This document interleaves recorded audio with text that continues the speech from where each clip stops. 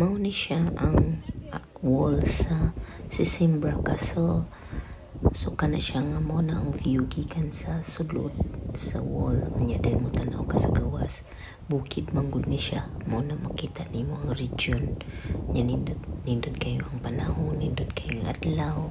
Hangin kaayo, super kahangin ka na yung panahon na guys. Unya mo ni siya ang inside sa wall.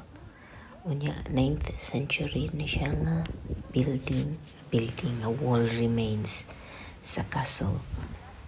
So nag-walking na mi din ha, nagsubay mi kay matanaw mi sa mga view sa outside sa wall.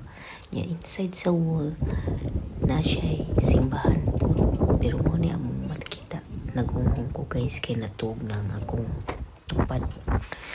Unya moto nanuroy mi dinhi, gisuroy mi sa among friends nga taga Denmark. Unya nay balay dinhi sa Portugal. So nagtabi ko karon na sa Portugal. So kani naglakaw na mi padung na mi sa simbahan. Pakita ninyo guys na ang simbahan diha o nasa unahan. So mapakita ninyo ang simbahan diha, moabot mi ni katagtaod.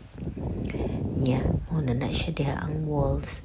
Unya dayon magpadayon na din na mga remains na ni dina guys, kay gidaot man ni sila sa katong panahon nga gikanker sa mga Moros ang tawag sa una. Mo na ang mga simbahan, mga kapila gipangguba sa mga Moros, basta mga castles.